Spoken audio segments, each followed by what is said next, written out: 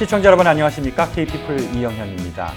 세계가 K 콘텐츠에 주목하는 요즘 애니메이션 업계에서는 일찌감치 한국인 인재들이 진출해 자리 잡고 있습니다. 오늘은 그 자리를 개척한 분으로 꼽히는 애니메이션 전문가 허현 감독을 모셨습니다. 자, 감독님 안녕하세요. 안녕하세요. 네, 그 애니메이션 슈렉과 쿵푸 팬더로 유명한 그 드림웍스에 계시는데 예. 한 10여 년 전 기사에서 드림웍스에 입사한 한국인 1호라는 기사를 봤습니다. 예, 물론 아마 한국인이 계셨을 거예요. 근데 제가 처음 입사를 하고 그 인사과 HR에서 얘기를 하기를, 네네. 그러니까 신분이 유학생 신분으로 네. 드림웍스에 들어온 한국인은 네가 처음이다. 아하. 그러더라고요. 그때가 언제였어요? 그게 2003년이었습니다. 아, 2003년. 예. 20년 됐네요. 그러니까 올해가 딱 20년 됐습니다. 아, 그 20년 기념해서 K피플도 나와주시고. 그런가요? 그 드림웍스를 선택하신 특별한 이유가 있으셨나요? 그러니까 이게 전 스토리를 좀 얘기를 드리면은, 네네. 그 전에 직장이 시카고에 있었어요. 아, 그 빅아이디어라고 하는, 이제 이렇게 뭐 드림웍스나 디즈니처럼 큰 회사는 아니었는데, 네. 그래도 나름대로 그냥 그 건실한 네. 중소기업인데, 이제 그 회사가 욕심을 부려서 확장을 하는 중간에 이제 무리가 오기 시작하고 그러면서 직원들을 내보내기 시작했어요. 아. 그러면서 저희 부서에는 저밖에 안 남았어요. 오. 저의 팀장도 나가고 저밖에 안 남아가지고, 나도 이제 나가야겠다. 네네. 그래서 불이 나게 이제 저희 같은 경우에 이제 회사에 입사를 하려면은, 특히 이런 분야 같은 경우는 데모릴이라는 거, 그러니까 자기가 네. 작품들을 만든 어떤 그런 것들을 만들어서 제작을 해가지고 보내는데, 네. 그때 소니 애니메이션하고 그 다음에 그 드림웍스 두 군데가 오프닝이 있다고 해서 네. 보냈는데, 운이 좋게 두 군 군데에서 다 연락이 왔어요. 네. 그래서 물론 둘 다 좋은 스튜디오고 그랬는데, 그 드림웍스가 제 신분을, 그러니까 영주권을 해결을 해준다라는 아하. 조건을 달아서, 네네. 그래서 드림웍스를 선택하게 됐습니다. 현실적인 예, 이유. 현실적으로요. 근데 원래 꿈이 이제 애니메이션 쪽으로 이제 약간 유학생 신분으로 되셨다는데 이제 전공은 당연히 이제 이쪽 계통이셨나 봐요. 이게 그러니까 이것도 역시 또 약간 올드 스토리를, 네네, 옛날 스토리를 네네, 이제 네. 배경을 설명해 드려야 되는데, 네. 제가 그 한국에 있었을 때는 그 애니메이션 학과란 그런 것도 없었고, 대학에. 네. 그 애니메이션이란 것들은 굉장히 생소했어요. 네. 생소했기 때문에 그런 분야가 있는지도 몰랐었고, 근데 저 같은 경우에는 이제 뭐 고등학교 때 이제 늦게 이제 미술 쪽으로 네네네. 이제 전공을 하려니까 저희 집안 분위기가 절대로 안 된다. 우리 집안에는 그런 예체능이 있는 사람들도 아무도 없었고, 네. 안 된다. 네가 그림은 좀 그리는 줄 알겠지만은 안 네. 된다. 그러다가 결국에는 이제 자식이는 부모 없잖아요. 그래서 결국에는 선택해서 네. 대학에서 시각 디자인을 전공했었고, 네. 그 다음에 이제 졸업을 해서 그래도 안정적인 그 괜찮은 회사에 들어갔어요. 첫 직장으로. 네. 근데 이제 그때 제작 환경 자체가 일본에 있는 어떤 디자인들을 많이 그냥 갖고 와서 아하. 답습하는 형식이었기 때문에 이렇게는 내가 평생 못 살겠다 해가지고 그때부터 눈을 돌리게 됐는데, 그때도 역시 애니메이션이란 거는 생각을 못 했었고, 네. 어떤 영화, 그러니까 말씀드리면 터미네이터라는 영화를 보고 네. 그 영화를 봤을 때 저걸 도대체 어떻게 만들었을까 하는 궁금증이 생겨가지고 그 회사를 끝나면은 교보문고를 출근하기 시작했습니다. 저녁 때. 그래가지고 거기에 대해서 많이 리서치를 하고, 미국에는 이런 학과들이 있네 해가지고 그것도 역시 부모님 몰래 준비를 하게 됐어요. 몰래 준비를 해가지고 네. 이제 다 그 학교에서 I-20도 받고 입학허가서 받고 그러면서 회사를 먼저 그만두고 부모님한테 말씀을 드렸습니다. 그래서 여기 오게 된 거였고요. 그렇군요. 그렇게 해서 왔고, 그 다음에 거기서 이제 전공을 하다 보니까 애니메이션이라는 필드도 알게 됐고, 거기에 대해서 이건 진짜 재밌겠다 하는 생각이 들어서 그때 전공을 하게 된 거죠. 그렇군요. 네. 지금 하시는 그러니까 이제 직책이라고 해야 될까요? 네.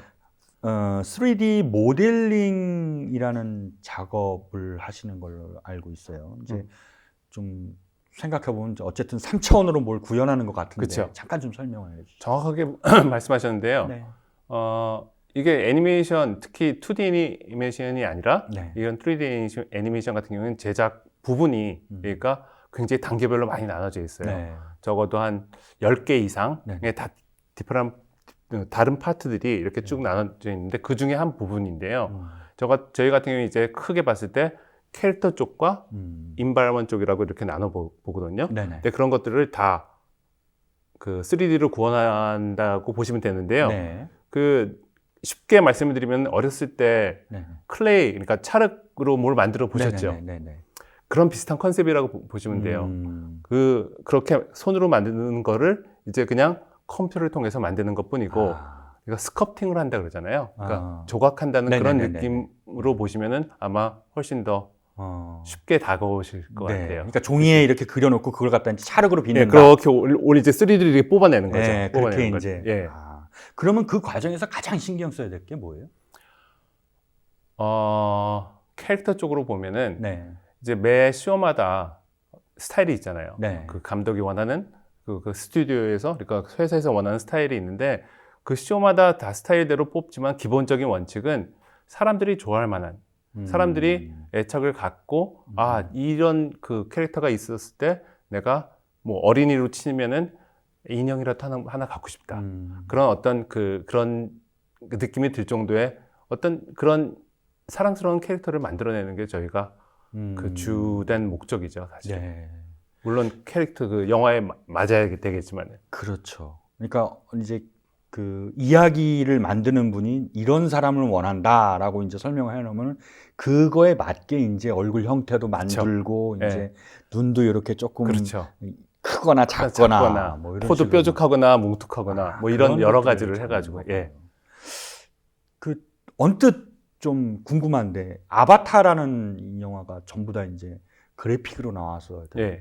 아바타라는 영화를 애니메이션이라고 봐야 돼요? 어떻게 그거는 좀 접근 방식이 다른 건가요? 아니요. 그러니까 제작하는 거는 비슷합니다. 그러니까 어차피 그거는 가상에 있는, 그러니까 실질적인 사람들이 아니라, 물론 모캡이라고 해서 모션 그래픽을 쓰고, 네네. 아니 모션 그래픽이 아니라 이게 몸에 이렇게 부착해가지고 이제 달아가지고 그런 딱, 것들을 예. 다 해가지고 애니메이션을 그런 식으로 만들었다고 치지만은 어떻게 보면 그런 그 나오는 주인공들은 다 컴퓨터로 제작되어 있는 어떤 그 컴퓨터 그래픽 안에서 있었던 그렇죠. 캐릭터이기 때문에 네. 이건 실사라고 볼 수도 없지만 네. 그렇다고 해서 실사 애니메이션처럼 그런 스타일도 아니고, 그러니까 정확하게 얘기하면은 하이브리드라고 해야 되나요? 애니메이션을 극사실주의로 찍었다고 보시면 오히려 그게 좀 더 빠르지 않을까요? 그러니까 사람 이렇게 애니메이션 그러니까 움직이는 부분을 아바타는 직접 사람의 몸에 부착해서 그 동작을 캡처해 가지고 딴 거고. 예. 그러니까 감독님 같은 경우는 완전 처음부터 끝까지 다 창작으로. 그렇기도 하고 그 다음에 애니메이션만 봤을 때는 훨씬 더 사람이 과장을 많이 하죠. 그러니까 아바타 같은 경우에는 그냥 이걸 이렇게 집었을 때 이렇게 집는다고 치면은 애니메이션은 이런 식으로 집는다든가 이런 식으로, 그러니까 사람들한테 조금 더 호응이 더 갈 수 있게. 근데 아바타를 만약에 이렇게 찍었다면 사람들이 저건 그냥 만화구나, 그냥 이런 식으로 그냥 그런 그렇게 식이니까요. 예. 최근 작품이 이제 배드 가이즈라고 예. 들었어요. 배드 가이즈라는 작품을 하시고 지금 또 준비하시는 작품은 또 어떤 작품? 와일드 로봇이라고 해가지고요. 네.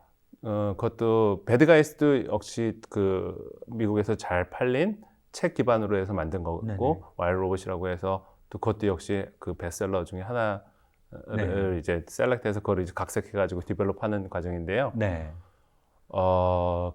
제가 지금 만들고 있더라도 이 작품은 정말로 괜찮다고 생각합니다. 물론 지금 뭐 아직까지 제작 과정입니다만은 네네. 아직까지는 그 사람들이 열심히 하고 스타일 자체도 제가 봤을 때는 다른 영화에서 볼 수 없었던 스타일이고 그리고 스토리도 굉장히 마음 따뜻한 사람들한테 감동을 줄 수 있는 그러니까 특히 티피컬하게 드림웍스가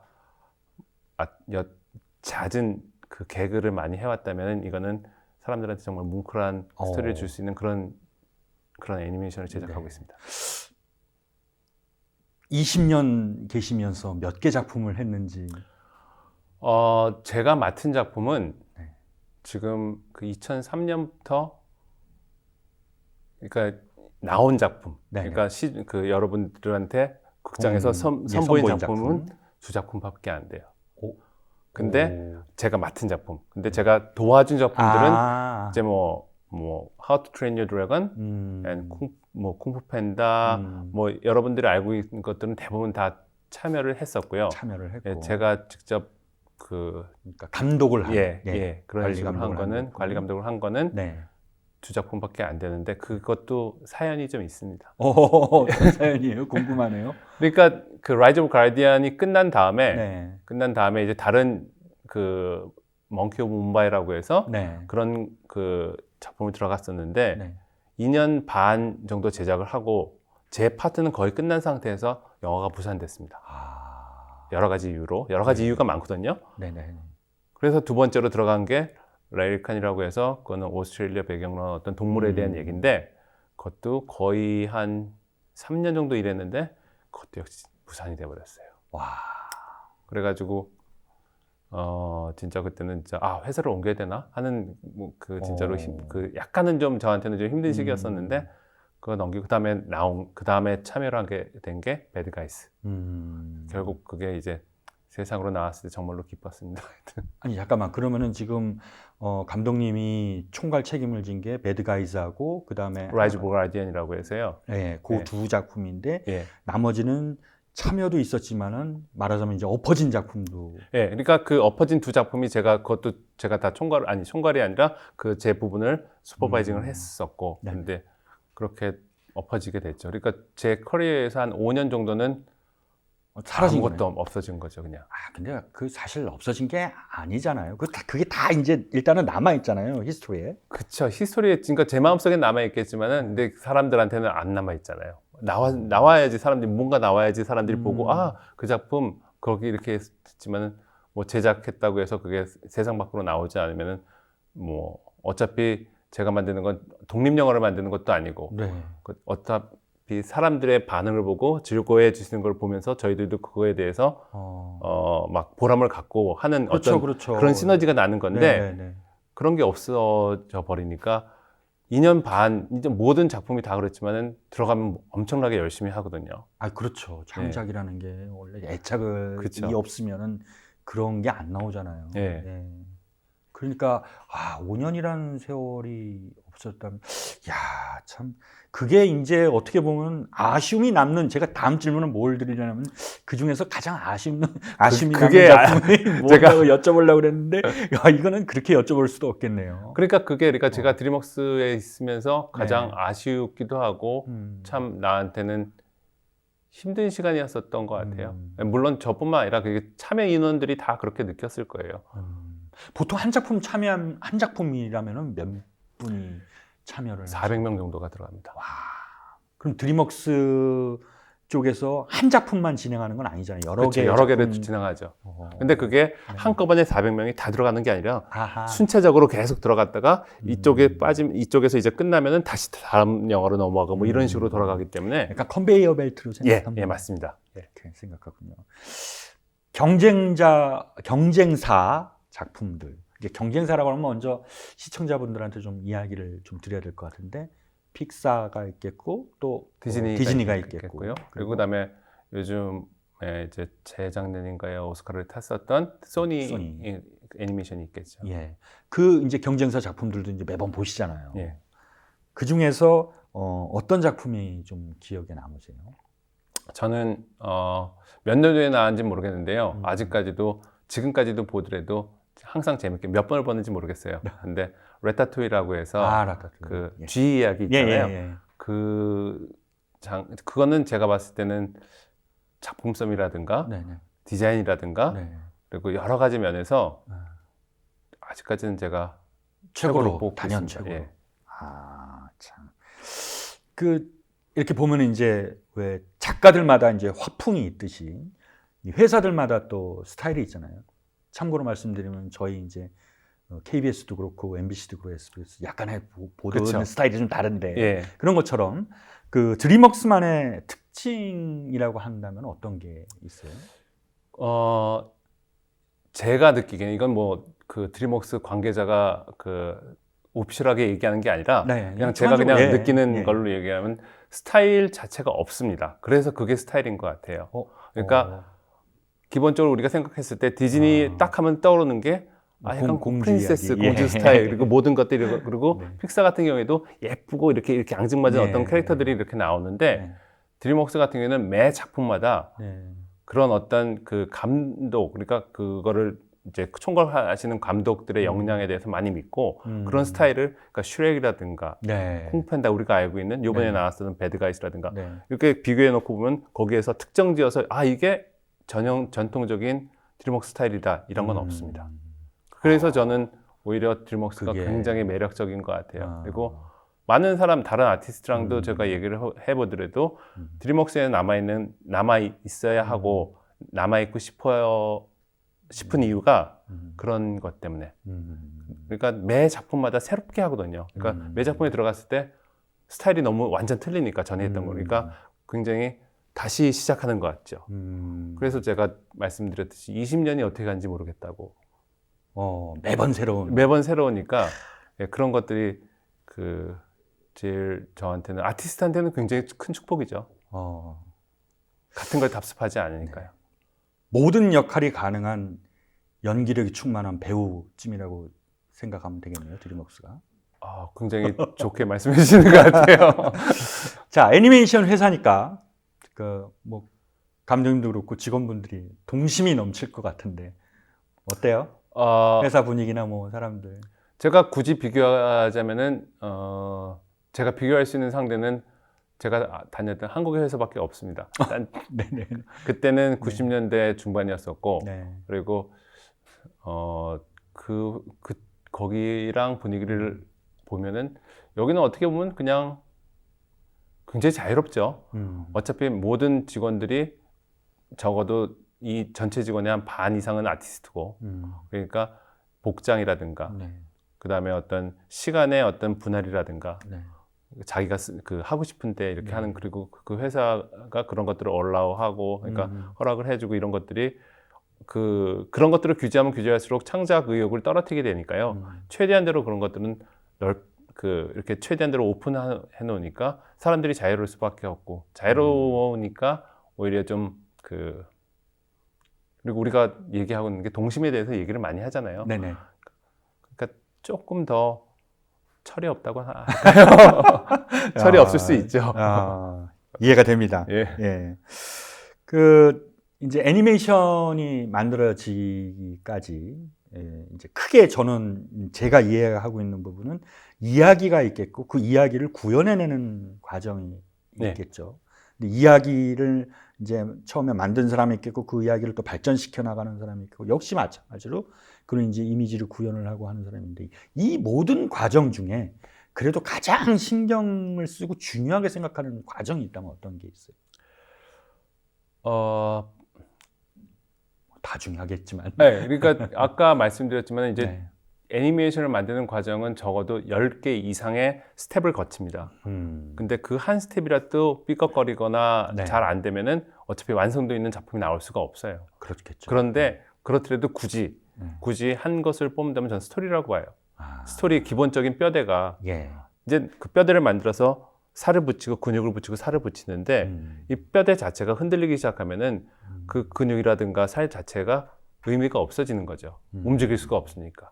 그럼 지금 감독님 같은 경우는 사실상 어떻게 보면은 이제 그 이미지를 구현하는 쪽인데 감독님께서 스토리에 대해서 이건 좀 이상하다. 좀 여기서 갑자기 왜 이런 식으로 의견을 제시도 하십니까? 예. 얘기를 하고 그다음에 이제 계속 그 직원들, 그러니까 일하는 사람들끼리 스크린이라고 하죠. 자체적으로 이제 그런 것들을 하는데 보면은 이제 좀 이상하다고 감독들한테 계속 쓰죠. 쓰고 프로듀서들한테 이번 장면은 좀 이상한 것 같다. 그럼 그쪽에서도 충분히 받아들이고 그리고 만약에 그게 받아들이지 않을 경우는 설명을 해주죠. 이래서 이럴 수밖에 없었어. 그러니까 네가 말하는 건 뭔지 알겠는데 지금 이게 이렇게 됐기 때문에 이렇게 된 거야. 이렇게 얘기를 해주기 때문에 그런가 보다 하고 이해가 안 되면은 그래도 일을 해야죠. 어떻게 했어요? 거꾸로 이제 그 스토리 쪽 담당하신 분들이 이건 좀 이건 우리가 원하는 게 아닌데 이걸 좀 이렇게 바꿔달라 뭐 그런 식의 주문도 좀 올 수도 있겠죠. 그럴 수 있겠는데 아직까지는 그렇지는 않았던 것 같아요. 그러니까 대부분 이제 그러니까 제가 중요하게 생각하는 게 스토리라고 하는 것이 무엇이냐면은 그만큼 뼈대를 이루고 있기 때문에 모든 사람들이 신경을 많이 쓰거든요. 근데 그 스토리 부분 하시는 분들은 어차피 그 다운스트림 디팔만 그러니까 저희 같은 어떤 뼈대 그 살을 네네네. 붙이고 근육을 붙이는 사람들이 잘해줄 거라고 믿으시는지 모르겠지만은 거기에 대해서는 많이 특별하게 컨선을 안 하시는 것 같아요. 네. 한국의 애니메이션은 어때요?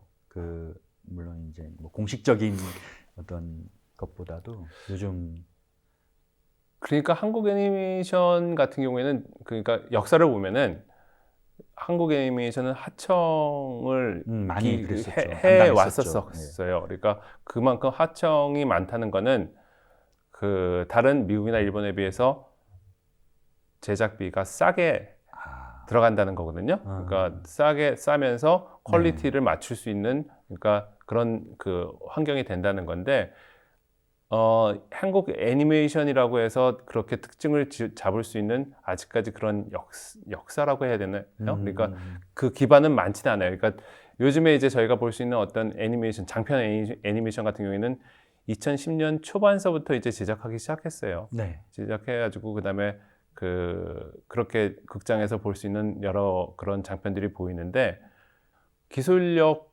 개개인의 그 능력들은 굉장히 출중하신 걸로 알고 있어요. 출중하시고 잘하시는데 이제 그런 제작 환경이 그러니까 애니메이션이란 것 자체가 어떻게 보면 이게 그 굉장히 비싼, 굉장히 제작비도 엄청나게 들어가고 시간도 오래 들여야 되고 그다음에 이거를 제작할 수 있는 환경도 해야 되고 거기에 대해서 기술적인 지원도 있어야 되는 굉장히 어떻게 보면 마라톤 굉장히 오래 뛰어야 되는 그런 건데 그런 것들을 감당할 수 있는 스튜디오들이 많지는 않았어요, 한국에.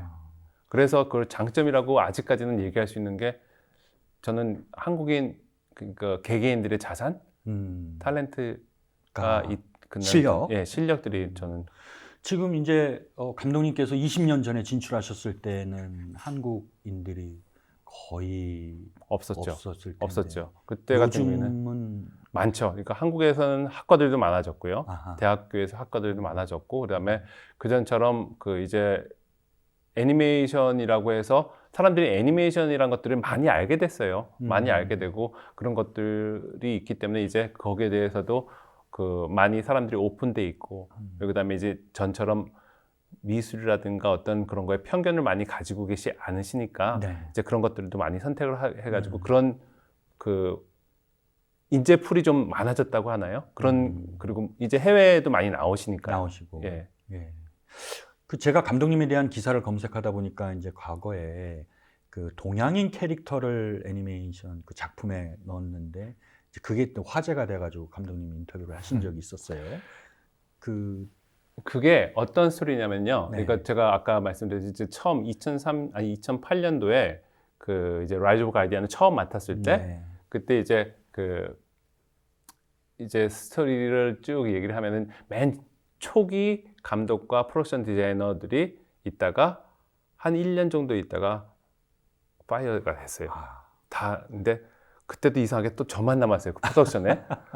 그래가지고 새 감독이 오고 새 프로덕션 디자이너가 왔는데 그때는 이제 제작비를 많이 쓴 상태였어요. 그렇다고 해서 그런 사람들이 나갔다 해서 너희 새로 시작하니까 다시 이만큼 줄 기회가 아니에요. 그러니까 어차피 이쪽에서는 쪼들리고 뭐 앞으로 나와야겠고 그러니까 이제 캐릭터 디자인을 처음부터 할 수 있는 게 할 수가 없었거든요.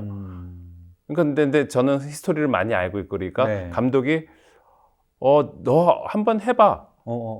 그래가지고 그때 그 이제 라이즈 오브 가디언 보시면 잭 프로스트라든가 거기 남자 주인공 제임이라는 어떤 어린애가 나오는데 잭 프로스트 같은 경우에는 맨 처음에는 그 오리지널 디자인 자체가 약간 그 엘프 같은 그러니까 귀 이렇게 있고 왜 그런 거 있잖아요. 약간 그래서 제가 봤을 때는 그래 내가 그렇게 만들어주긴 했지만은 나도 별로 정이 안 가 이거는. 근데 이제 너 한번 해봐 이렇게 했을 때 제가 약간 한국 미소년 같이 이렇게 좀 만들었거든요. 그러니까 반응도 좋았었고 그리고 특히 이제 제이미 같은 경우에는 그때 제 아들의 사진을 놓고 만들었습니다. 그래서 이게 동양인이라고 특정 짓는 건 아니에요. 어차피 이게 너 동양인 같이 만들었네 아니라 어차피 제가 모티브를 한 게 제 아들 사진이었었고 그리고 그다음에 그거를 꼭 굳이 이거를 동양인이다 서양인이다 구분짓지 않게 만들어 놨기 때문에 근데 이제 제가 그렇게 그때 그 신문이라든가 여러 가지 인터뷰를 했을 때 그런 식으로 얘기해서 동양인을 만들어 놨구나 이렇게 얘기를 한 거지 사실 그게 동양인이라고 이렇게 특정 지어서 만들어 놓은 건 아니에요. 그렇군요. 근데 디자인을 그런 식으로 좀 넣었죠. 예. 지금 이제 제작을 하시는 과정에 동양인 캐릭터라든지 어떤 동양적인 문화라든지에 대한 어떤 생각들, 분위기 그런 거는 요즘 어때요? 요즘 아시지만은 미국 사회에서 가장 이슈가 되고 있는 게 디버시티라고 해서 다양성, 다이버시티라고 해서 그런 그 다양성, 그러니까 인종, 피부 색깔, 문화, 언어에 대해서 차별을 두면은 큰일 나잖아요. 그다음에 특히 이런 애니메이션 같은 경우에는 굳이 이때 이런 어떤 인종의 어떤 색깔을 써야 돼 이런 건 없습니다. 물론 이제 감독마다 틀리겠지만은 그런 거가 아니라 이 스토리가 어떤 거에 따라서 들어가는 거죠. 그러니까 이 스토리에는 약간 동양적인 사람이 들어갔으면 좋겠어. 아니면 이쪽 같은 경우에는 약간 색깔이 있는 사람이 들어갔으면 좋겠어. 이렇게 하는 거지 굳이 얘는 무조건 애니메이션에서 화이트 뭐 어떤 서양인 이런 식으로 구분되지는 않습니다.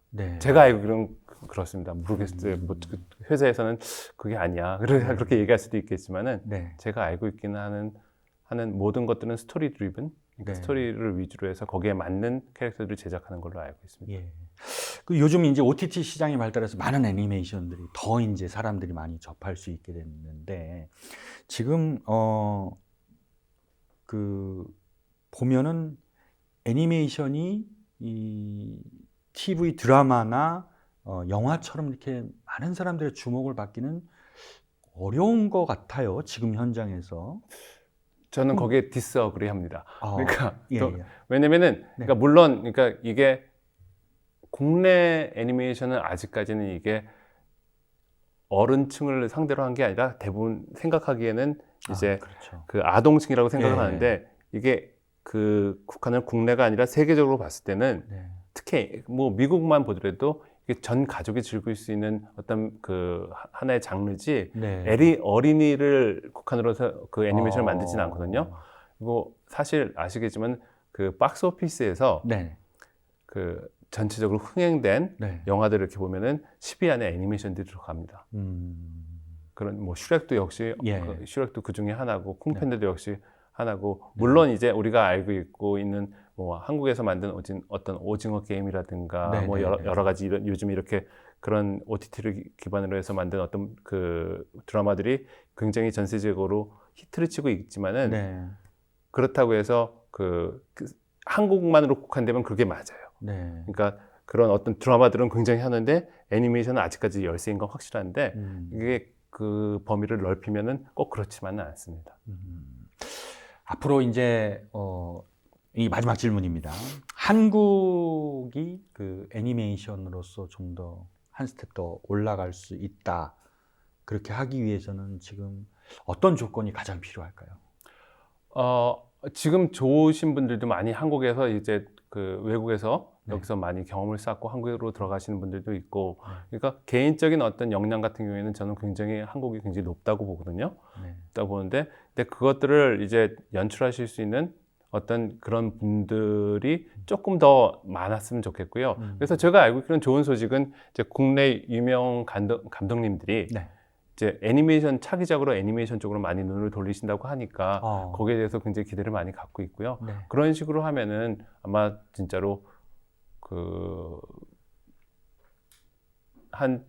제가 봤을 때는 5년 정도 안에는 한국 애니메이션이 이건 정말 한국 애니메이션이라고 내세울 수 있는 그런 작품들이 나오지 않을까 하는 기대를 해봅니다. 알겠습니다.